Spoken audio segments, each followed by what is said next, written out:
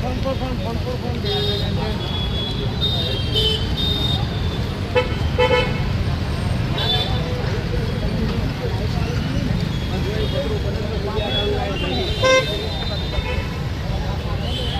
પણ ગુજરાત સમાચારના પેપરમાં આવ્યું હતું કે માર્જિન છોડ્યા વગર આ વલસાડ નગરપાલિકા દ્વારા એન્ક્રોચમેન્ટ કરવામાં આવી રહ્યું છે. તે જ રીતે વલસાડ નગરપાલિકામાં દરેક જાતના ભ્રષ્ટાચાર ચાલી રહી છે. આપણે રોડ રસ્તાને લઈને જોઈએ, નગરપાલિકાના પ્રમુખે રસ્તા વિશે પણ કહ્યું હતું કે ચોમાસું ચાલે છે, ખાડા પૂરાઈ જશે, પણ હાલની તારીખમાં હજુ પણ કોઈ ખાડા પૂરાયા નથી. મિત, આ અંગે આજે ટાંકીનું સ્ટ્રક્ચર તૂટી પડ્યું છે. વલસાડ નગરપાલિકા ઉપપ્રમુખ અહીંયા હાજર છે, જેમની સામે કેમેરા મારીને પૂછવામાં આવ્યું કે ઘટના અંગે તમે શું જોયું, તો કેમેરા જોઈને ભાગે શું કારણ હશે? એમને પહેલાં તો ખ્યાલ જ નથી કે કઈ રીતનું કામકાજ થાય છે, કઈ રીતના નગરપાલિકામાં અધિકારીઓ પાસે કામ લેવા, એમને કોઈ નોલેજ હોય તો તમને જવાબ આપશે ને.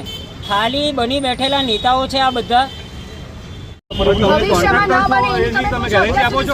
સર, કોઈ જાનહાનિ થાય તેનો જવાબદાર કોણ? સુરતમાં પણ આવી ઘટના બની, તમારી કંપની તેની વિશે જવાબ આપશો? સુરતમાં પણ ઘટના બની હતી. અગાડી મહિના અગાઉ પણ રોડ માર્જિંગ છોડ્યા વગર આજે બાંધકામ તૂટી પડ્યું, તેની વિશે થોડી માહિતી આપશો? મહિના પહેલા બાંધકામ છે અહીંયા? હા, આ જ જગ્યા પર તૂટી પડ્યું છે ચોમાસા સમયે.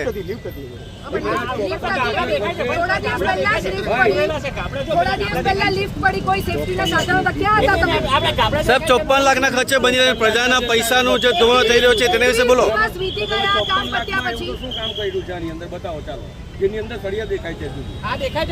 સર, કોઈ જાનહાનિ થાય તો નુકસાન અમે પૂરેપૂરું જોઈ લઈએ, અમે ચેક કરીએ, તપાસ કરીએ. સાહેબ, એક પણ કર્મચારી વગર સેફટીએ કામ કરે છે, એ પણ વિડીયો ઘણી વખત મીડિયા દ્વારા પ્રસિદ્ધ કરવામાં આવ્યું છે, તે છતાં પણ આ તૂટી પડ્યું, તેનો જવાબદાર કોણ?